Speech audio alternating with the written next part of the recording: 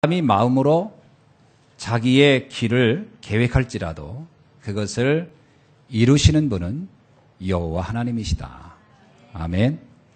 그러니까 우리가 많은 걸 준비하고 계획할 수는 있지만 그 모든 것이 하나님의 주권 안에서 진행되고 있다는 것을 우리는 발견해야 합니다. 2014년도를 되돌아보면 우리가 이런저런 일들을 많이 했습니다.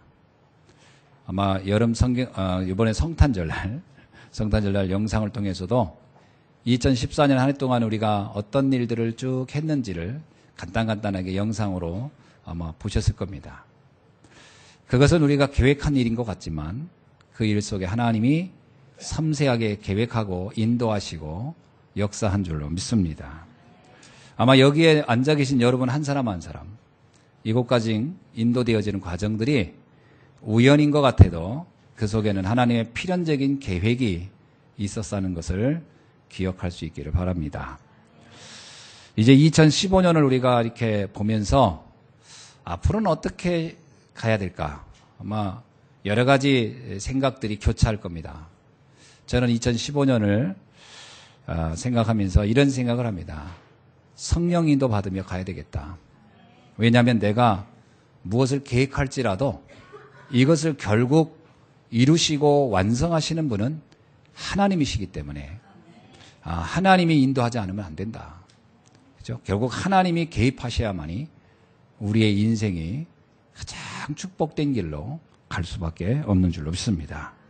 그래서 우리가 세 가지를 꼭 좀 제가 당부드리고 싶습니다. 이 세 가지를 늘 기억했으면 좋겠다라는 겁니다. 첫째가 뭐냐면 갈보리 산의 언약입니다. 갈보리 산은 여러분이 잘 알고 있듯이 예수님이 십자가에서 죽었던 산입니다. 성경 이사야서 53장에 보면 예수님은 이 땅에 죽으러 왔다 이런 기록입니다. 예수님이 왜 왔냐? 인간이 받아야 할 저주, 그 저주를 해결하기 위해서 오셨는데 그 방법이 뭐냐? 십자가의 죽음이라는 거예요. 그래서 예수님은 하나님이 이 땅에 올 때 목적이 뭐냐면 여행하러 온 게 아니고 관광하러 온 게 아니고 죽으러 온 것이다. 어떻게 죽느냐? 대속 제물로 죽으러 왔다. 그 일을 이루신 현장이 바로 십자가입니다. 그 십자가가 완성된 십자가의 구원의 사건이 이루어진 곳이 갈보리산이죠. 갈보리산에서 주님은 요한복음 19장 30절에서 말하기를 다 이루었다 이런 말씀을 하셨어요. 그래서 우리가 2014년을 마감하고 또 2015년을 맞이하면서 마음속에 이런 부분을 확실히 잡으셔야 돼요. 주님은 나의 모든 저주와 재앙을 끝내셨구나. 십자가에서 끝냈다는 겁니다. 이게 믿어지셔야 돼요. 그래서 복음은 충분한 것이고 복음이면 모든 것이고 복음이면 못할 것이 없다. 전부다. 이런 응답을 여러분이 한 해를 마감하면서 다시 한번 확인하기를 바랍니다. 이거를 우리의 인생의 결론으로 잡으셔야 돼요. 자, 두 번째는 이 갈보리 산에서 이 완성을 하신 주님의 구원의 사건이 제자들에게 보니까요. 제자들이 그거를 확실하게 각인이 안 돼 있는 거예요. 그래서 예수님이 그 갈보리 사건 이후에 제자들이 다 흩어져 버려요. 어떤 고난이 오고 재앙이 와도 문제없다. 이렇게 말씀했는데 불구하고 무서운 거예요. 두려운 거예요. 문제가 오니까 흔들리는 거예요. 그래서 주님이 다시 부활하셔서 갈보리 산의 그 언약을 다시 한번 점검해주고 미래에 대한 도전을 할 수 있도록 갈보리 산으로 감람산으로 그들을 불러 모았습니다. 이게 두 번째로 기억할 것입니다. 감람산의 모임입니다. 자, 감람산에서 제자들을 모아가지고 아주 중요한 말씀을 합니다. 그 사도행전을 여러분이 읽어보면 아시겠습니다만은 사도행전의 제자들이 이런 질문을 해요. 주님, 이스라엘 나라를 회복할 때가 언제며 주님이 다시 언제 올 겁니까? 이런 질문을 해요. 그러니까 예수님께서 그 질문에 대답을 하기를 그 시기와 때는 아버지께 있으니 네가 그거에 대해서 신경 쓰지 말아라. 그러면서 말씀하기를 너희는 성령 충만을 받고 이제 하나님께서 약속한 것을 기다리며 성령 충만 받고 땅끝까지 가라 이런 말씀을 해요. 이 감람산에서 언약은 뭐냐면 하나님의 나라가 세워질 거라는 확신입니다. 이때 감람산에서 예수님께서 제자들과 나눴던 대화들이 어떤 대화들일까요? 40일간 하나님 나라에 대한 이야기를 했다는데 하나님 나라가 필요한 이유가 있어요. 그것이 바로 마태복음 24장에 나와 있는 마지막 때에 올 재난에 대한 이야기입니다. 근데 재미있는 것은 마지막 때 재난이 올 거라는 말을 할 때 제자들이 예수님께 물었던 질문이 사도행전에 나오는 것과 똑같은 질문을 했었어요. 그때가 언제입니까? 언제 주님이 재림합니까? 앞으로 미래는 어떻게 됩니까? 이 질문을 했을 때 예수님이 마태복음 24장에서 재난의 때가 올 것이다. 그래서 쫙 설명을 합니다. 그러면 사도행전에서도 예수님이 그 마태복음 24장을 어디서 얘기했느냐? 그게 감람산에서 한 얘기예요. 그 이야기를 한 데가 감람산입니다. 감람산에서 제자들에게 말하기를 이렇게 나오거든요. 그런데 오늘 사도행전에 보면요, 예수님이 부활한 이후에 감람산으로 다시 오라고 하는 거예요. 다시 오라. 왜 그럴까요? 너무나 중요한 미래에 일어날 일들을 얘기해 주는 겁니다. 그러면서 무슨 얘기를 해주죠? 환란이 올 것이라는 거예요. 여러분, 우리 신앙생활 하면서 늘 좋은 일만 일 거라고 생각하면 착각입니다. 우리 신앙생활을 하면서 태평한 일들만 올 거라고 생각하면 그게 착각이에요. 그러다가 어려움 오니까 제자들이 다 무너진 거예요. 아닙니다. 어려움이 올 거라는 거예요. 예수님이 뭐라고 하면 제자들에게 시험될 일이 올 거라. 그래서 깨어 기도하라는 얘기 하잖아요. 어려움이 올 거라는 거예요. 오겠어요? 안 오겠어요? 옵니다. 특히 하나님 자녀들에게 오겠어요? 안 오겠어요? 당연히 오지요. 그럼 어떻게 하라고요? 대비하고 준비하고 있으라는 거예요. 그러면 문제가 안 된다는 거예요. 여러분, 대비하고 있는 사람에게는 전쟁이 일어나도 상관이 없어요. 그럼 대비하지 않으면 전쟁이 아니라 불만 나도 문제가 돼요. 대비하라. 그 날을 대비하라는 거예요. 어떻게 대비합니까? 너의 힘으로 되냐? 안 된다는 거예요. 반드시 하나님 나라는 오게 돼 있는데 하나님이 통치하고 하나님이 역사하고 하나님 나라에 대해서 뭐라고 얘기합니까? 그 얘기 쭉 한 다음에 그 재난의 얘기를 쭉 한 다음에 14절에 마태복음 24장 14절에 이런 얘기를 해요. 뭐냐? 내가 하나님의 성령을 힘입어 귀신을 쫓아내는 것이면 하나님의 나라가 이미 너에게 임하였느니라. 여러분, 귀신을 쫓아내는 일, 마태복음 10장 28절의 말씀이거든요. 24절에서 뭐냐면 마지막까지 복음이 증거된 후에 마지막 때가 이제 종말이 올 것이다. 이 말씀을 하고요. 주님이 얘기합니다. 귀신이 쫓아나가고 사단이 떠나면 하나님 나라가 임한 것이다. 여러분, 분명히 우리가 어려움이 오고 재난이 오겠지만 이 문제를 믿음으로 견디면 반드시 승리하게 될 줄로 믿습니다. 이거에 대한 약속을 얘기해 주는 거예요. 그래서 우리가 24절의 내용의 말씀, 마태복음 24장의 말씀을 보면서 여러분이 꼭 기억할 게 있어요. 그래, 어떤 어려움이 올지라도 나는 능히 이길 것이다. 아멘. 2015년 그것으로 승리할 수 있기를 주의 이름으로 축원합니다. 그리고 마지막에 뭐냐? 마가다락방 언약입니다. 마가다락방이 뭐죠? 그래서 제자들이 그 이야기를 듣고 나서 그들이 마음에 충만해집니다. 말씀으로. 그래, 맞아. 주의 말씀이 맞구나. 그래서 그들이 바로 실천해 온 게 하나 있어요. 그게 뭐냐면 마가의 다락방에 모여서 오직 기도하기를 쉬지 않더라. 여러분, 이제 우리가 앞으로 겪어야 할 여러 가지 문제들이 있을 겁니다만 내 힘으로 이겨낼 수 없어요. 한계가 옵니다. 여러분, 경제적인 문제, 건강의 문제, 다른 어떤 여러 가지 인간관계 문제가 몰아올 때 내 힘으로 이겨낼 수 있는 사람이 별로 없어요. 못 이겨내거든요. 그래서 주님이 뭐라고요? 기도하라는 겁니다. 기도해서 권능을 얻으라는 거예요. 여러분, 성령의 내주와 성령의 충만은 다릅니다. 성령의 내주는 우리가 잘 알고 있는데 고린도전서 12장 3절에 보니까 성령이 아니고서는 예수를 주라 시인할 자가 없다 그래요. 그러면 내가 예수를 그리스도로 믿어졌다 하면 성령이 나를 도와준 거고요. 성령이 내주한 겁니다. 아멘. 성령의 인도로 내가 받아가지고 믿어진 거니까요. 그러나 성령의 충만은 다른 거예요. 충만은 어떤 거냐? 사명 감당하기 위해서 필요한 것이 성령 충만입니다. 그래서 예수님이 제자들에게 감람산에서 모여있는 제자들이 성령 내주를 몰랐냐? 알지요. 왜? 그들이 이미 예수가 그리스도가 아니까요.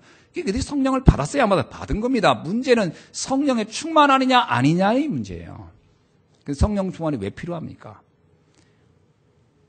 한 번도 가보지 않는 미래를 향해 갈 때, 많은 문제가 오는 세계를 향해 갈 때, 이때 우리가 힘이 있어야 돼요. 이걸 이겨낼 능력이 있어야 돼요. 어떻게 이겨야 됩니까? 하나님이 주시는 힘이 있어야 이겨내거든요. 그 방법이 기도라는 거예요. 기도는 나의 한계를 뛰어넘는 방법입니다. 예수님이 제자들에게 기도하라 이 말을 왜 했죠? 너의 힘으로는 안 되니까요. 스가리아에서 이렇게 말씀합니다. 뭐라고 얘기하죠? 힘으로도 아니고 능해로도 안 될 것이다. 뭐로 되나? 여호와의 영으로만 될 것이다. 우리가 앞으로 살아가야 할 길, 많은 문제가 올 때 이것을 이겨낼 수 있는 방법은 딱 하나밖에 없습니다. 하나님이 주시는 힘이 없으면 못 이깁니다.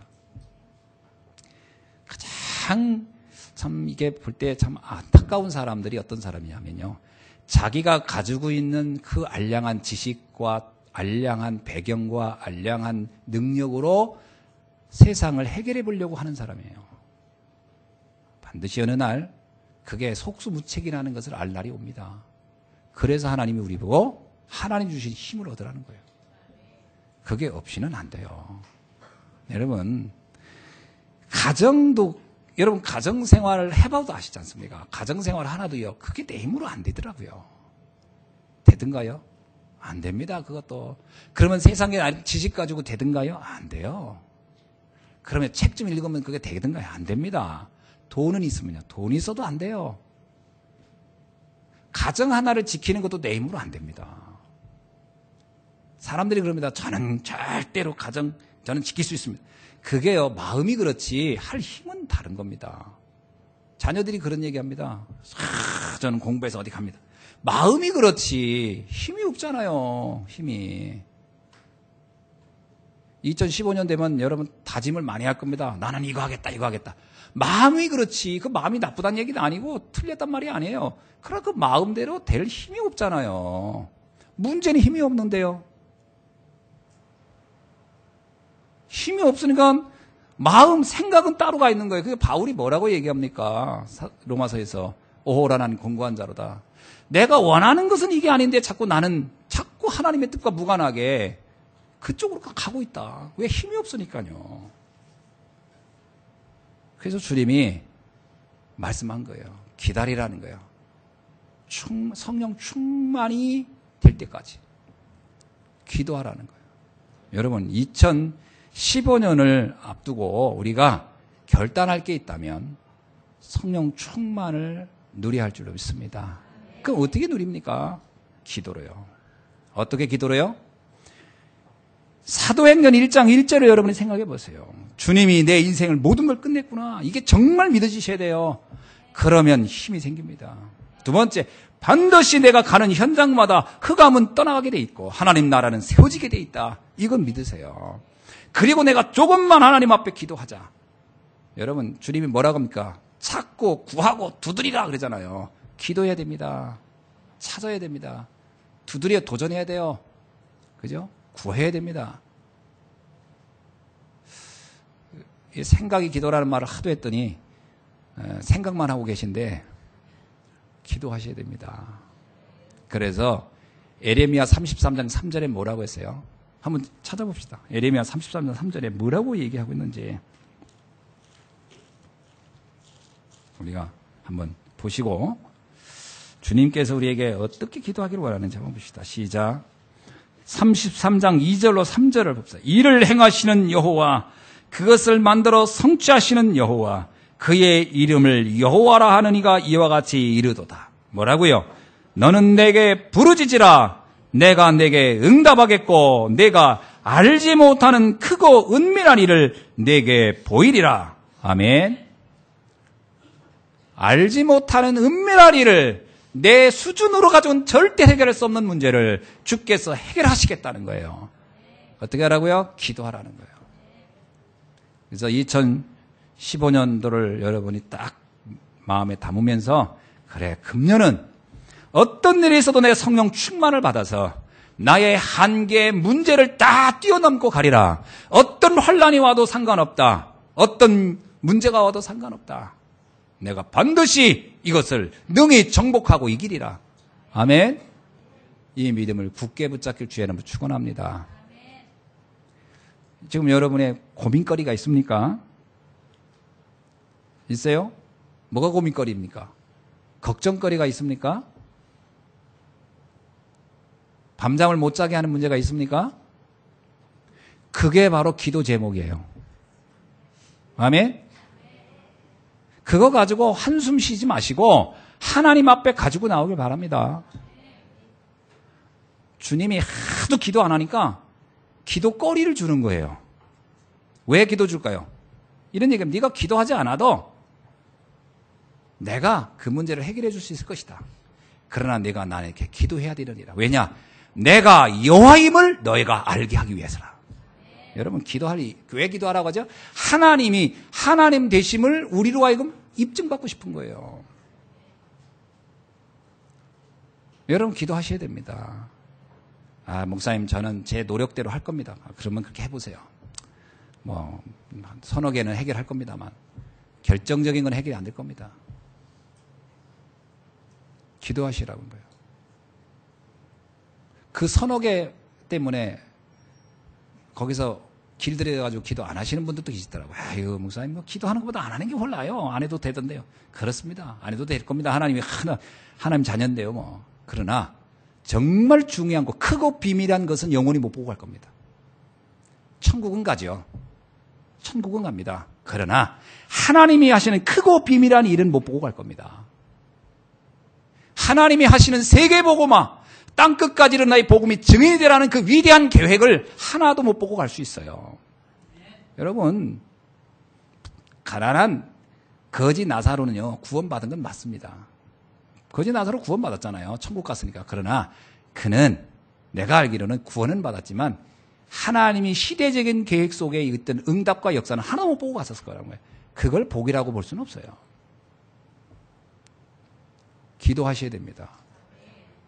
나를 이 땅에 보내신 하나님의 완벽한 계획이 있어요. 실수해서 보낸 게 아니에요. 어쩌면 이렇게 생각해 보세요. 지금 이 모습 이대로 사는 것이 하나님 뜻일까? 저는 아니라고 생각해요. 지금 이 수준 이대로 살아가는 게 하나님의 계획일까? 저는 이건 아니라고 생각해요. 다른 삶이 있을 겁니다.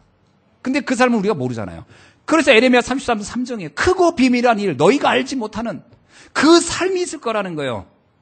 내 수준을 뛰어넘는. 모세가 자기 수준을 뛰어넘지 못했을 때는요, 광야에서 양이나 치는 목동이 자기 인생인 줄 알았어요. 그것도 삶이죠, 삶은. 어떤 사람이 그래서 저는 그렇게 소박하게 살다 갈래요. 그래요, 소박할 수 있습니다. 그러나 그건 모세를 하나님이 이 땅에 보낸 목적은 아니에요. 하나님이 보낸 일을 이루다 가야잖아요. 전 욕심이 없어서요. 불교에 많이 영향을 받으셨군요. 욕심이 없다는 것. 우린 불교인이 아닙니다. 욕심 없이 살아가는 것이 하나님의 뜻일까요? 아니에요. 거룩한 욕심은 있어야 돼요. 세계복음에 대한 언약이 있어야 돼요. 땅끝까지는 내 복음이 증인이 되라는 것은 내 언약 속에 있어야 돼요. 아닙니다. 저는 그냥 저 혼자 구원받다 갈 거예요. 참 소박하시고 겸손하십니다. 그러나 하나님 뜻은 아닙니다. 신앙생활을 완전히 새롭게 보셔야 됩니다. 그럼 어떻게 해야 됩니까? 성령 충만받아야죠. 왜? 내 힘으로는 안 되니까요. 절대 내 힘으로는 안 되니까요. 그걸 초대교회 성도들이 아는 거예요. 내 힘으로는 안 된다. 여러분 생각해보세요. 초대교회 성도들 그 배경을 보세요. 그들이 가난하지요. 유대인들한테 지금 막 억압당하지요. 그들은 소수지요. 그들은 지금 잡히면 언제 죽을지 모르는 위기지요. 그들이 할 수 있는 게 아무것도 없어요. 그런데 그들이 할 수 있는 가장 위대한 방법을 하나 선택했어요. 그게 뭐지요? 사도행전 1장 14절. 그들은 오로지 기도에 힘썼더라. 그게 3,000 제자가 몰려오는 응답이었고요. 그때 그들을 통해서요, 많은 허다한 제사장들이 그 도에 복종하는 일이 나고요. 그것이 그들을 하여금 예루살렘, 유다, 사마리아, 땅끝까지 로마까지 정복하는 곳으로 가게 된 겁니다. 왜 그 능력을, 그 체험을 안 해보시려고 합니까? 하셔야지요. 그건 나에게 하나님 주신 사명인데요. 하나님이 나를 그렇게 디자인하고 나를 불렀는데요. 왜 그 축복을 땅에다 묻고 가려고 합니까? 찾으셔야지요. 우리의 달란트를 땅에 묻어놓을 겁니까? 달란트 비유가 그거 아닙니까? 땅에다 묻어놓고 예수님 주인 왔을 때 얘기하잖아요. 저는 욕심이 없어서요. 뭐라고 합니까? 이 악하고 게으른 종아 그러죠. 주어진 사명 제대로 감당 못하는 것은 악한 것이고 게으른 거라는 거예요. 나에게 주어진 사명을 찾아내야 됩니다.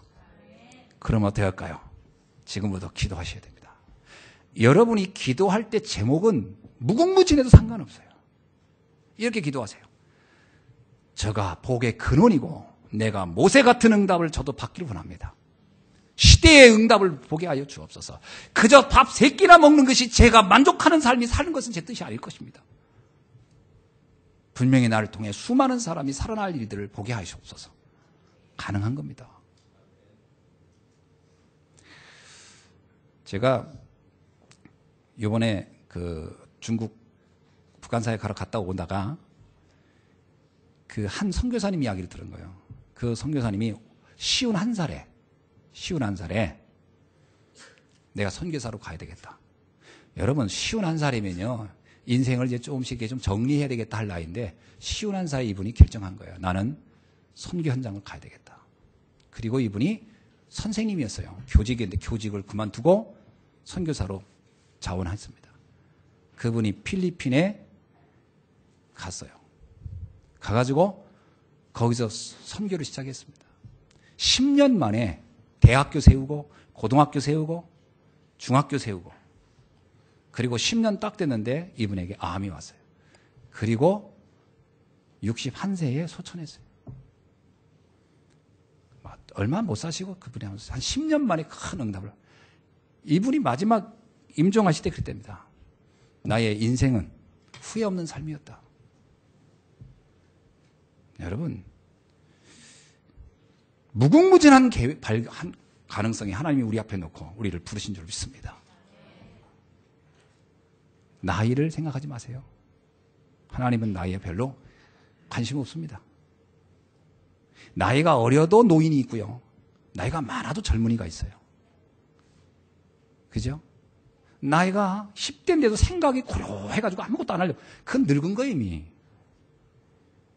아무 도전의식도 없고, 뭘 해볼 생각도 없고, 그건 늙은 거지. 나이가요, 70이고 80이어도 하나님이 주신 사명을 붙잡고 도전하겠다. 그런 젊은인 거예요. 이 언약을 2015년에 여기 계신 우리 예수님께 성도님들은 다 누리고 받으시길 주의 이름으로 축원합니다. 내 수준 한계 뛰어넘으셔야 돼요. 모세가 자꾸 자기 수준 얘기했어요. 하나님 앞에. 하나님이 그거 가지고 뭐라고 합니까? 입이 필요하냐? 아론을 붙여주면 다. 네가 능력이 없냐? 네 지팡이 던져봐라. 다 할 수 있다. 여러분 이 힘으로 승리하는 한 해가 되기를 주의 이름으로 축원합니다. 자, 그래서 빌립보서 4장 13절에서 바울이 이런 얘기합니다. 내게 능력 주시는 자 안에서 모든 것을 할 수 있느니라. 자, 그러면서 세 가지를 여러분이 한번 질문해 보시기 바랍니다. 그러면 내가 가야 할 길이, 내가 지금 마음의 언약을 잡고 가야 하는 이 길이 과연 성경적인가? 이 질문을 해보셔야 돼요. 사람들이 또 자칫 잘못하면요, 성경에 있는 말씀을 갖다가 적용하는데 이게 자칫 잘못하면 성경적이라기보다는 자기 야망과 동기일 수가 있거든요. 이게 성경적인지 점검해 보셔야 돼요. 그럼 성경적이란 말이 뭘까요? 잘 들어보세요. 바리새인과 사두개인들도 성경으로는 둘째가라면 서러울 사람들이었는데 이들은 대단히 자기 깐에는 성경적이라고 여겼지만 주님이 볼 때는 황당했어요. 성경을 갖다 인용했다고 성경적인 건 아닙니다. 성경의 원래 뜻대로 가느냐가 중요한 거죠. 그 키가 뭐냐? 살리는 겁니다. 내가 지금 하려는 것이 하나님이 원하는 영혼 구원과 맞는가? 이 방향에 맞는가? 잘 보셔야 돼요. 우리가요, 성경을 갖다 인용할 때 이럽니다. 시약은 미약하나 끝은 창대하리라. 갖다 씁니다. 사업할 때. 근데 그 창대해서 뭐 하겠다는 겁니까? 그 목적이 없어요. 돈 벌겠다는 거거든. 잘 먹고 잘 살려고. 그게 무슨 성경적입니까? 자기 야망이지.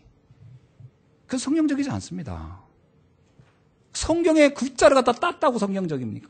그 바리새인들이 그랬거든. 서두가인들이 갖다가 이용하는 거예요. 인용. 누구를? 자기를 위해서. 하나도 성경적이지 않은 거예요. 성경적인 건 하나님의 계획과 맞아야 돼요. 그래서 살리는 길. 이게 굉장히 중요합니다.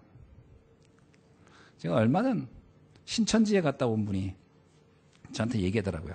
가서 성경을 읽으니까 성경을 풀어주는데 정말 막 기가 막히더라는 거예요. 막 귀신같이 설명하더라는 거예요. 그러니까 그 귀신이 역사다. 그래서 성경을 쪼개는데 기가 막히다는 거예요. 여러분, 그게 그냥 알레고리적인 해석이거든요. 알레고리적인 건 이중적 구조를 가지고 해석한다는 뜻입니다. 그게 신학적으로 오래된 이단의 이론이에요. 근데 그거 신천지 지금 하고 있는 사람이 그거야 능통한 사람이에요. 알레고리적 해석 방법. 성경적이지 않습니다.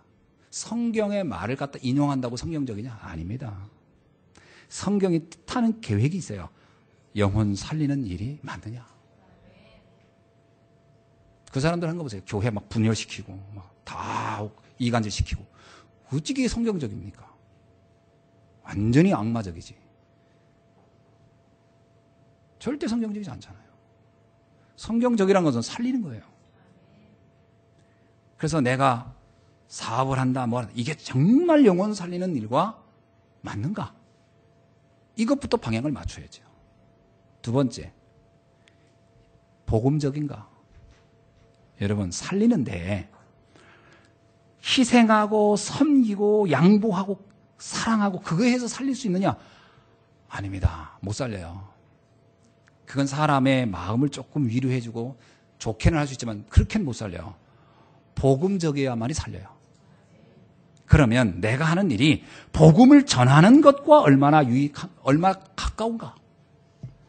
내가 돈을 버는 거, 내가 사업을 하는 거, 내가 건강을 갖는 거, 이 모든 것들이 복음을 전하는 것과 얼마나 깊은 관련을 가지고 있는가. 이것이 소통이 돼. 이게 맞아야 그게 하나님이 성령이도 받는 지름길입니다. 질문을 하셔야 돼요. 내가 성경적인가? 그러니까 생명 살리는 일인가? 두 번째는 이것이 복음적인가? 내가 재능을 가지고 있다? 좋은 겁니다. 하나님 주신 달란트. 근데 이게 복음 전하는 것과 아무 상관이 없다. 하나님이 무슨 상관이 있겠습니까? 자신의 그냥 재능이고 만 거지. 이 땅에는 그런 재능을 가진 사람이요 수두룩합니다. 똑똑한 사람이 수두룩해요. 그러나 그들은 복음과는 아무 상관없잖아요. 그건 하나님과는 아무 상관없는 삶이에요. 성령이도 받는 두 번째는 얼마나 복음적인가? 이 질문을 하셔야 돼요. 세 번째는 뭐죠? 이게 얼마나 지금 시간표와 맞는가? 시간표를 잘 보셔야 돼요. 여러분, 지금 우리 보고 방주 만들려고 한다. 그건 시간표가 안 맞는 거예요. 그건 노화시대가 맞는 거지. 지금 방주 만들고 있으면 안 돼요. 루터는 딱 복음을 알고 나서 모든 그 복음 전하는데 방법을 어떻게 썼냐? 성경 번역하는데 생을 걸었어요. 그래서 루터는 성경을 번역한 다음에 그것을 인쇄해서 막 뿌립니다. 그때 많은 중직자들이 그 경제를 이 루터의 성경 번역과 거기에 투자해요. 그건 루터 시대의 시간표예요. 왜? 아무도 성경을 읽지 않은 시대니까요. 그러니까 그때는 성경을 보내고 뿌리고 하는 게 결국 영혼 살리는 것이고 그것이 복음 전하는 방법이었겠죠. 그러면 지금은 뭘까요? 이걸 찾아내야 돼요. 다윗은 성전 건축에 생을 걸었죠. 광야길을 가는 사람은 성막을 만드는 데 생을 걸었죠. 다 시간표가 달라요. 노아는 방주 만드는 데 생을 걸었죠. 시간표가 다르다니까요. 이 시간표를 역행하면은요, 이건 성령님도 정말 못 받는 거예요. 이번에 성탄 전날 충남의 어느 교회에서 성도들을 모아놓고 구약시대 제사를 재현한다고 해가지고 염소 잡는 일을 했단 말이에요. 그래서 산 염소를 갖다가 묶어놓고 잡은 거예요, 진짜로. 그리고 각을 떴어. 그 자리에서 피도 빼고 껍질도 벗기고 그걸 했어요. 내장도 빼고. 그게 이제 구약에 보면 다 나오는 거거든. 그거를 이 사람들이 또 좋은 일이라고 또 카메라로 찍어가지고 유튜브에 올렸네. 이게 이제 막 상용이 된 거예요. 그러다 보니까 이 동물 보호 단체에서 이게 학대다 그래가지고 고소 들어갔어요. 또 하나 청소년 모 단체에서 또 고소 들어갔어. 애들한테 충격을 줬을 거라는 거지. 애들이 무서워가지고 막 이게 고개를 돌리는 걸 선생이 쫓아가가지고 봐야 된다. 그러고서 막. 네, 그거 보고, 그 더 걸작인 거 그 목사님이 마지막에 쓴 문구예요. 의미 있는 행사였다. 앞으로도 이걸 좀 해볼게. 진짜 내 그 목사님 보면서 진짜 하고 싶은 딱 한마디 했어요. 시간표 모르는 바보구나. 지금 구약시대가 아닙니다. 여러분, 히브리서에 보면 10장에 이젠 더 이상 제사를 지낼 필요가 없다고 2000년 전에 한 얘기예요. 그러니까 시간표로 보면 2000년 전에 끝난 이야기예요. 그걸 지금 2000년 후에 와서 그걸 하고 있으면 됩니까? 더 웃기는 사람. 노아시대 방주를 또 재현하겠다고 하고 있는 사람도 있어요. 어떤 사람은요, 성막시대 성막을 갖다 재현하겠다는 사람이. 그럼 도대체 한 3000년, 4000년 거를 갖다가 시간표를 못 봐도 한 100년 전 거도 못 봐도 이상한 건데, 이건 2000년, 3000년 거를 못 보고 있으면 이게 정상적인 신앙이 아니죠. 이건 성령에도 못 받는 거예요. 시간표를 잘 봐야 돼요. 지금 시간표는 뭘까요? 일단 주님이 우리 보고 성막 만들라는 얘기는 아닐 거고, 그리고 양 잡으라는 얘기도 절대 아닙니다. 어디서 누가 잡는다 그러면 그 미친 짓이라고 해야 돼요. 그건 잡을 필요도 없고 잡아서도 안 돼요. 안식일 지키는 것도 의미가 없어요. 예수님이 내가 안식일의 주인이다 그러세요. 그럼 끝난 거예요. 우리는 365일이 안식일이지 뭐 특별히 어느 날만 안식일이 아닙니다. 아무 때나 안식이에요. 아멘? 그리스도 함께 있으면 안식이지. 이 교회 온 날만 평안합니까? 그리고 밖에 나가면 시달립니까? 아니죠. 날마다 24시간이 임마누엘이죠. 그게 성탄 아니고 그게 바로 안식이 아닙니까? 그 뭐가 우리의 시간표일까요? 지금 시대를 보고 역사를 보면 답이 딱 나와요. 지금 교회들이 다 무너지고 있어요. 뭐가 없어서요? 복음 없어서. 오직 복음 해야 할 시간표요. 다원주의가 오늘날 대세예요. 이게 문제입니다.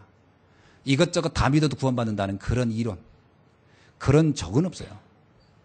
다른 건 다 양보해도 이 복음의 진리는 양보하면 안 되거든요. 지금은 오직 복음해야 될 시간표예요. 그래서 여러분, 누가 뭐라고 해도, 누가 칼을 내 목에 대도 오직 구원자는 그리스도 외에는 없다라고 할 수 있는 시간표가 온 거예요. 이거 해야 될 시간표. 두 번째요, 교회 지켜야 됩니다. 교회가 다 무너지고 있잖아요. 건물을 짓는 교회의 개념이 아니고 내 안에 성전을 지켜나가는 시간표예요. 우리 성도들이요, 내 믿음 지켜야 돼요. 굉장히 심각한 시대예요. 그리고 그죠? 내 믿음 지켜야죠.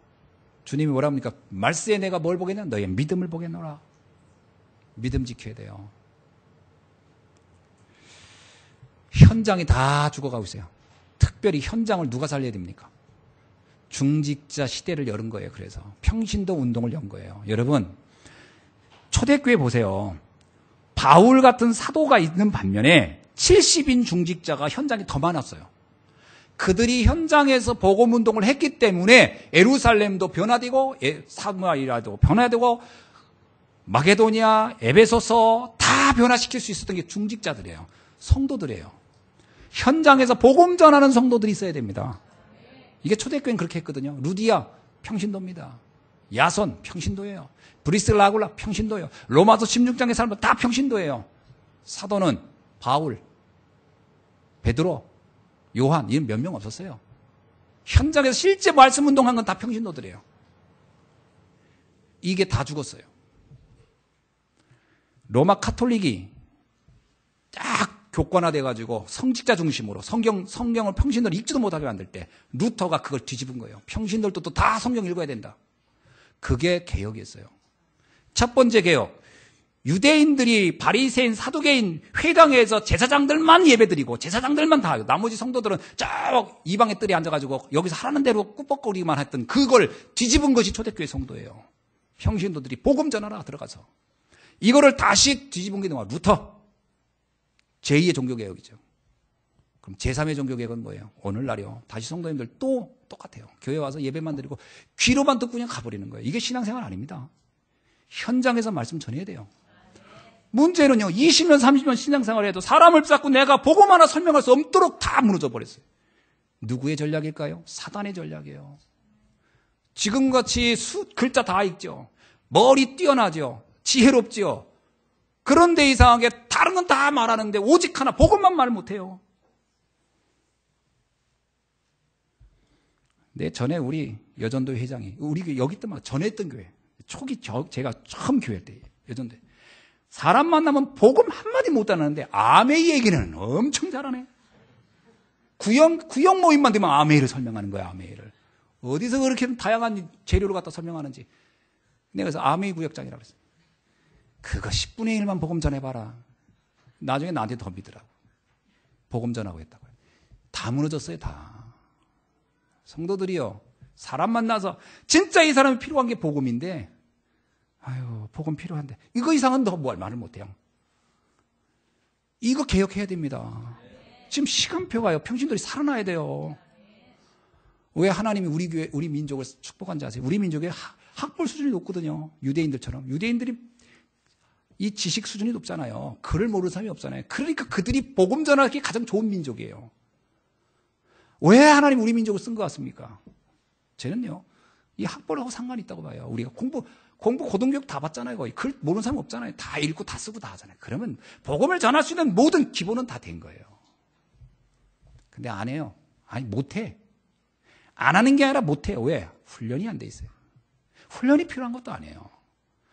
아니, 예를 들면 어깨 너머로 10년 들어도요, 개들도 저기 사도성경을 띈다고 하는데, 아니, 교회를 몇 년 다니면요, 그냥 그리스도 설명할 수 있는 게 당연한 거 아닙니까? 이걸 설명을 못 한다는 건요, 이거 정말 흑암에게 잡힌 거예요. 이거 뒤집어야 됩니다. 우리 애들 보세요. 탤런트, 생일부터, 노래 곡목부터, 줄줄줄 외우는데 딱 하나 복음 설명하라면 아무것도 못하고. 참, 답답한 거예요. 이 시대가요. 잘 보셔야 돼요, 시대를. 하나님이 지금 뭘 원하시는가. 지금 양 잡을 때가 아니라니까. 그 교회 목사님이 내 설교 좀 들었으면 좋겠다. 양 잡을 때가 아니에요. 성도들 복음 전할 수 있도록 도와줄 때예요. 답답한 거죠. 시대를 잘 봐야 돼요. 하나님 지금 원하는데. 그러면 내가 그거 좀만 하면 어떻게 될까요? 그래, 내가 복음 전할 해보자. 어떤 일이 날까요? 기적이 일어납니다. 왠지 아세요? 하나님이 너무 기뻐하는 일이니까 하나님이 기절해버린다고. 스데반이 복음 전하다가 순교를, 하나님이 뭐라고 해요? 일어서서 스데반을 맞이했다고 하잖아요. 앉아있을 수가 없으니까 너무 감격해가지고. 이런 시대에 복음 전하는 애가 다 있네. 여러분이 복음을 전하면요, 주님이 자리에서 벌떡 일어날 겁니다. 이게 웬일이냐. 시대를 잘 보셔야 돼요. 우리가 왜 현장에서 말씀 전하는 다락방 하자고 하냐. 이게 시대예요. 이거 아니면 방법이 없어요. 여러분 보세요. 지금 우리나라는 그래도 종교의 자유가 있어서 뭘 전해도 상관없다 이렇게 하는 나라지만, 지금 조금만 국경을 떠나서 가보면요, 이 복음 전하는 거를 막는 나라가 너무 많아요. 그래서 조용히 만난 현장에서 복음 전하지 않으면 안 되고요. 목회자들은 더더욱이나 다니면서 전할 수도 없어요. 누가 해야 돼요? 평신도들이 해야 돼요. 그것만이 세계를 바꿀 수 있어요. 자기 일하는 현장에서. 이번에 우리 본부에서 태권도 학과를 만들었어요. 왜 만들었게요? 태권도 사범들은요, 모슬렘권부터 어딘데 다 들어갈 수 있어요. 희한하게. 정말 하나님 우리나라 태권도 준 것도 정말 감사한 거예요. 그래서 가서 가리키면 또 돈도 줘요. 돈도 받고. 그리고 시간 남을 때 그분들은 우리나라 말로요, 태권도 다 한국말로 합니다. 그만큼 우리 말에 대해서 굉장히 순종적이고, 구호라든가 거기서 쉬는 입에 복음 전하면요, 나는 사범으로 갔기 때문에 나를 건드리지 못해요. 그래서 내가 복음 전하는 거예요, 저에게. 내 신앙 얘기해서요, 내 간증 얘기 슬슬 하고. 그러면 어마어마한 역사는, 그게 하나님이 원하는 방법이에요. 전할 수 있어야죠. 병신도 시대를 연결합니다. 중직자 시대 왜 했는지 아시죠? 제3의 종교개혁하라고요. 아멘? 그래서 중직자 요번 많이 또 세워지시고 또 이번에 우리 취임식도 하지 않습니까? 참 너무 감사한 거예요. 저는 너무 행복하고 또 여러분을 통해 현장은 살아날 것이고 세상에 죽어간 애들은 죽게로 돌아온 날이 속히 올 줄로 믿습니다. 자, 이 시간표를 여러분이 잘 보시면 됩니다. 자, 이러는 중에 주님은 우리에게 완벽한 축복을 말씀해 주신 거예요. 그 시간표 중에 하나 더 얘기하면 후대입니다. 후대. 제가 좀 빠뜨리면 안 될 것 같아요. 후대를 세워야 돼요. 지금요 후대들이 문화에 다 빼앗겨버렸어요. 문화에. 아이들은 스마트폰에 중독된 게 아닙니다. 문화에 중독된 거고요. 문화에 중독된 게 아닙니다. 비복음에 중독된 거예요. 복음 없는 것에 중독되어 있는 거예요. 여러분, 아이들이 돈을 벌지 말라가 아닙니다. 문화에 중독돼 버린 거예요. 그것이 인간의 행복을 줄 거라는 착각에 그래서 성경에 나오잖아요. 세상 신이 사람들의 마음을 혼미케 하여 복음의 광채가 비치지 못하게 한다. 고린도후서 4장 4절 세상 신이요. 그렇게 하죠. 또 하나 뭐가 있습니까? 요한복음 8장 44절에서 우린 거짓의 아비에게 거짓을 진리처럼 믿도록 길들여졌다는 거예요. 그래서 진짜에 관심이 없어요. 후대들이 복음으로 다시 준비되어야 됩니다. 아멘. 세상을 바꿔야 돼요.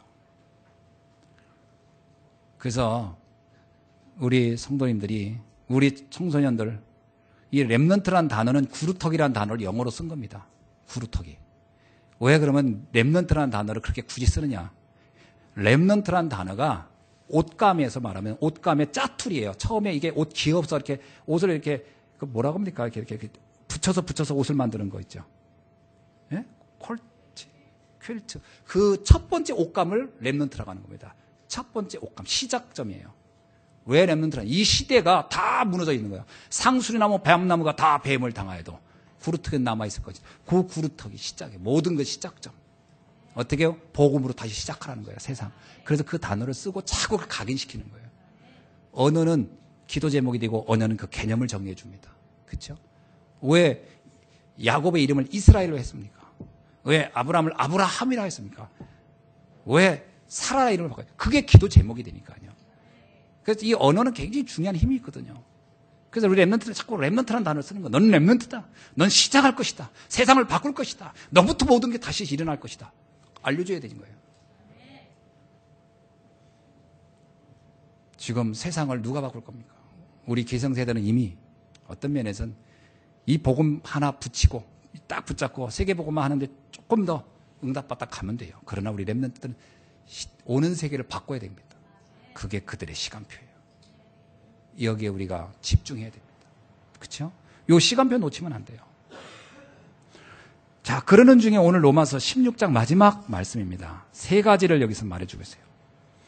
나의 복음과 예수 그리스도를 전파함은 영세전부터 감췄다. 그래서 나의 복음. 근데 이 복음은 감춰져 있다가 이제 나타난 바 된 거예요. 그죠? 이제는 나타난 바 돼. 그리고요, 27절에 이건 세세 무궁토록 있을 복음이에요. 이게 우리가 받은 복음이죠. 여러분, 영세전에 감춰졌던 복음, 왜 감췄었죠? 이 복음이 너무 귀하기 때문에 숨겨놓은 거예요. 왜? 꼭 필요한 사람에게만 알려져야 되기 때문에요. 무슨 얘기인지 아시죠? 왜 복음을 숨겼죠? 이 복음을 갖다가 악용하는 사람, 장사치들한테는 보이면 안 돼요. 그래서 예수님이 뭐라고 했냐면, 누가 그 마태복음에 거룩한 것을 개에게 주고 진주를 돼지에게 던지겠느냐. 복음을 거룩한 거, 귀한 진주로 비교한 겁니다. 그거를 함부로 하는 게 아니다. 꼭 필요한 사람이 가는 거다. 그렇다면 영세전에 감추었던 복음, 어떻게 감춰져 있었죠? 여자의 후손으로, 그 다음에 희생제사로, 방주로, 노뱀으로 다양하게 숨겨져 있었어요. 그걸 히브리서 1장 1절에 뭐라고 얘기죠? 옛적의 선지자들을 통하여 여러 부분과 여러 모양으로 우리 조상들이 말해온 그 복음, 숨겨져 있던 복음이에요. 이 복음이 오늘 우리에게 나타난 바가 된 거예요. 여러분이 어쩌다가 이 복을 받았습니까? 하나님의 은혜라. 이 복음은요, 아무한테나 드러나는 게 아니에요. 내가 얼굴이 이뻐서도 아니고 학벌이 좋아서도 아니고 하나님이 볼 때 필요했던 거예요. 옆 사람한테 인사합시다. 하나님이 필요한 사람이었군요. 여러분은 하나님이 필요했던 사람이에요. 그러니까 얼굴이 잘났고 학벌이 좋고 배경이 대단하고 돈이 많고 이래서 하나님이 필요한 건 아닙니다. 성경에 보세요. 예루살렘에 수많은 제사장과 바리새인, 그는 대단한 사람. 하나님 그들이 필요한 건 아니에요. 누가 필요한 거죠? 하나님이 영세전에 택한 사람들이 따르셨어요. 뭐냐? 이 복음을 사랑하고 복음을 전할 사람들. 이유는 딱 하나입니다. 복음의 가치를 알고 이 가치를 제대로 순수하게 동기 없이 전할 사람들. 그들에게 복음이 어떻게 해요? 계시된 거, 나타난 거예요. 내가 복음을 찾은 게 아닙니다, 여러분. 여러분이 복음을 찾은 게 아니에요. 복음이 나에게 나타난 겁니다. 주님이 우리에게 당신을 드러내야 우리가 알지, 우리가 찾아서 하나님을 알 수는 없어요. 그래서 여기 뭐라고 하냐니까 그 신비의 계시에 따라 된 것이다. 26절에 그랬습니다. 주님이 우리를 찾아와서 우리에게 내가 여기 있다. 내가 그리스도다. 내가 구원자다. 주님이 우리에게 당신을 드러내 준 거예요. 이걸 계시라고 하는 거죠. 어떻게 해요? 말씀을 들을 때 깨달은 거예요. 방법은 그거밖에 없어요. 그렇죠? 여러분이 천국 갔다 와가지고 보고서 믿는 겁니까? 여러분이 죽었다가 예수님 부활한 거 보고서 저 믿어야 되겠다. 그런 분은 하나도 없을 겁니다. 말씀을 통해서 믿은 거예요. 얼마나 감사해요. 하나님이 말씀을 믿도록 한 거예요. 여러분, 그래서 에베소서 2장 8절에 뭐냐면 그 은혜로 말미암아 믿음으로 말미암아 구원을 얻게 하는, 우리가 구원 얻는 게 하나님의 은혜로 믿음을 갖게 해서 구원 얻게 한 거예요. 내 행위의 결과가 아닙니다. 그래서 이거를 바울이 뭐라 그러죠? 하나님은 나를 태중에서부터 나를 택하여 부르셨구나. 그 얘기를 한 거예요. 그래서 왜? 내가 한 게 없어요. 그게 바울이 뭐라며? 우리는 죄인되었었는데, 그렇죠? 로마서 5장 8절. 나는 죄인이었는데 주께서 내게 은혜를 부시고 당신의 사랑을 보여주셔서 나를 구원해 주셨다. 우린 죄인이었었어요. 근데 하나님이 나를 사랑해 주셨어요. 얼마나 감사한 겁니까? 그래서 이 복음이 나타났다는 것은 엄청난 건데 그 방법이 뭐죠? 누군가가 내게 전해줬던 거죠. 누군가를 통해서 하나님이 당신에게 나타나. 그러면 하나님이 이 시대에 최고 기뻐할 게 뭡니까? 또 누군가를 통해 복음이 전해지는데 그게 바로 여러분이길 원하는 거예요. 여러분이 바로 전도자의 축복을 누리길 원하고 있습니다. 고린도전서에 뭐라고 하죠? 전도에 미련한 것으로 아니고 하고는 그 누구도 구원을 얻을 자가 없다 그래요. 그렇습니다. 복음을 전해주는 사람이 없으면 그 누구도 구원을 받을 자는 아무도 없어요. 내가 구원을 받는 게 누군가가 전해줄 때만 한다면 내가 전해줄 때 그 누군가는 살아날 것입니다. 하나님 그래서 여러분을 이 시대의 전도자로 쓰임받기를 원하는 줄로 믿습니다. 여러분, 그래서 2015년을 딱 앞두고 이런 생각하세요. 주님, 저를 주님께서 전도자로 부르셨군요. 맞습니다. 땅끝까지 이르러 복음을 전할 사람으로 나를 부르신 거 맞습니다. 그 언약을 여러분이 굳게 붙잡고 그 응답을 누릴 수 있기를 주의 이름으로 축원합니다. 그리고 이 복음은 어떤 복음이죠? 이 복음은 영원한 복음입니다. 아멘. 여기서 이렇게 얘기합니다. 이 복음은 너희를 능히 견고하게 하고 세세 무궁토록 있을 것이다. 이 시대에 나를 지키는 것은 나의 다른 세상의 것이 아닙니다. 흑암의 공격으로부터 나를 지킬 수 있는 건 딱 하나밖에 없어요. 복음입니다. 아멘. 복음이 아니면 이 땅에서 나를 이기게 할 건 아무것도 없어요. 사단이 공격으로부터 나를 지킬 수 있는 유일한 것은 복음밖에 없다. 확신하기를 주님 축원합니다. 어린 목동 다윗이 골리앗을 어떻게 이겼습니까? 그의 5개의 돌이 골리앗을 이긴 걸까요? 저는 그렇게 보지 않아요. 성경을 가만히 보세요. 사무엘상 17장 45절로 47절을 보면 다윗이 이런 고백을 합니다. 너는 칼과 창과 단창으로 내게 나오거니와. 그러니까 지금 이 골리앗은 무장을 다 한 거예요. 나는 만군의 여호와의 이름 곧 네가 모욕하는 이스라엘의 군대의 하나님의 이름으로 내게 나아가노라. 그러면서 뭐라고 하냐면 이 전쟁은 여호와께 속한 것이므로 그가 너를 내 손에 넘기시리라. 여러분, 우리가 세상을 이기는 방법은요, 내가 가지고 있는 세상적인 어떤 수단, 도구로 이기는 게 아니에요. 만군의 여호와의 이름, 그 이름이 뭡니까? 예수 그리스도가 하나님의 이름이에요. 그 이름의 능력으로 나아갈 때 세상의 흑암은 정복될 줄로 믿습니다. 그렇습니다. 요한일서 5장 5절에 이런 얘기 있어요. 예수께서 하나님의 아들이심을 믿는 자가 아니면 세상을 이길 자가 누구겠느냐. 요한일서 5장 18절에 하나님께로 나신 자가 그를 지키심에 악한 자가 그를 만지지도 못하느니라. 이 언약을 여러분이 날마다 누리길 주님을 축원합니다. 그러면서요, 여러분의 미래는 완벽하게 보장되어 있다는 것에 있어서 1.1핵도 의심하지 않기를 바랍니다. 아멘. 여러분, 여러분의 미래는 완벽하게 보장되어 있어요. 천국에 갈 때까지.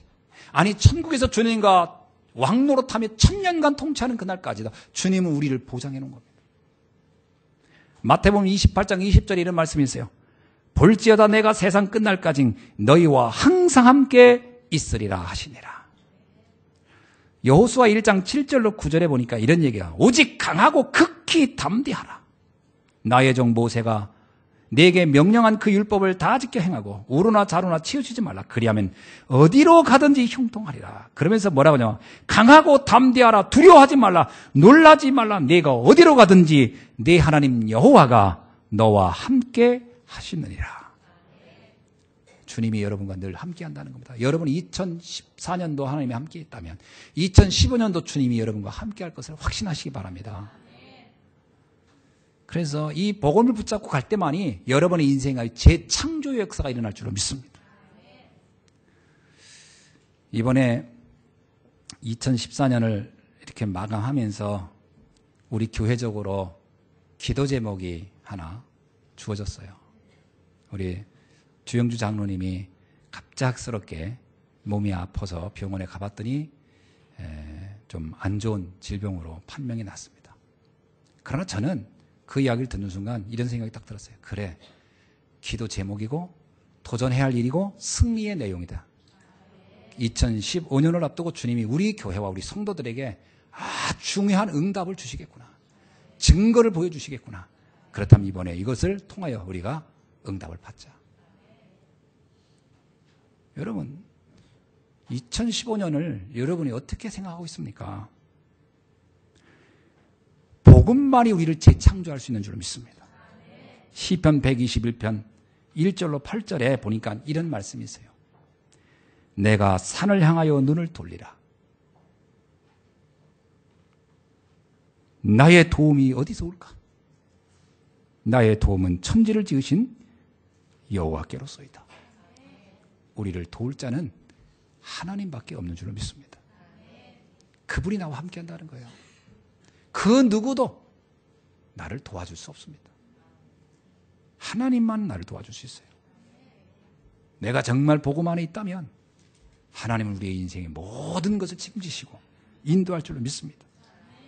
여호와께서는 너를 실족하지 않게 하시며 너를 지키시는 자는 졸지도 아니하시리라. 이스라엘을 지키시는 자는 졸지도 아니하시고 주무시지도 아니하시니라. 여호와는 너를 지키시는지라. 여호와께서 내 오른쪽에서 내 그늘이 되시나니 낮에 해가 너를 상하지 못하게 할 것이며 밤에 달도 너를 해치지 못하리로다. 여호와께서 너를 지켜 모든 환난을 면하게 할 것이며 또 내 영혼을 지키시리로다. 여호와께서 너의 출입을 지금부터 영원까지 지켜주시리로다. 이것이 우리가 가야 할 미래의 길인 줄로 믿습니다. 이사야 43장 18절로 19절에는 우리에게 이렇게 말합니다. 너는 이전 일을 기억하지 말라. 옛적 일도 생각하지 말라. 생각하지 말라는 겁니다. 그거 생각하면 자꾸 불신앙 생기니까요. 보라, 내가 새 일을 행하리니 이제 나타날 것이니라. 너희가 그것을 알지 못하느냐. 반드시 내가 광야의 길을 사막의 강을 내리라. 2015년 한 해 하나님 우리의 가는 길을, 사막 같은 내 인생에 길을 내시고 광야 같은 내 길에 강을 내셔서 우리의 인생을 풍성하게 만드실 줄로 믿습니다. 말씀을 맺습니다. 여러분 속지 않고 흔들리지 않길 바랍니다. 세상에 수만 가지 말들이 있어요. 이렇다 저렇다 이래야 된다 저래야 된다. 그 모든 말들을 속지 마시기 바랍니다. 사람들의 말입니다. 한계를 가진 사람들의 아우성 소리예요. 능력자이신 여호와 하나님의 소리만 듣기를 주의 이름으로 축원합니다. 우리의 도울 자는 하나님밖에 없어요. 네가 산을 향하여 눈을 돌리라. 나의 도움이 어디서 올고 천지를 지으신 여호와 그분만이 나를 도울 수 있는 줄로 믿습니다. 그래서 2015년 한 해 여러분이 정말 기도 속에서 성령 충만하시고 여러분에게 주신 사명 멋지게 감당하시면서 우리의 생에 다하는 그날까지 하나님에게 최고의 영광을 돌리며 살아가는 예수 안교회 성도님들이 되시기를 주의 이름으로 축원합니다. 기도하겠습니다. 하나님 감사합니다. 오늘 주신 말씀 붙잡고 2014년 한 해도 승리하게 하셨던 주여, 이제 2015년에는 더 큰 놀라운 축복을, 더 큰 하나님의 재창조의 기적을 보게 하여 주옵소서. 우리의 지금 문제가 있습니까?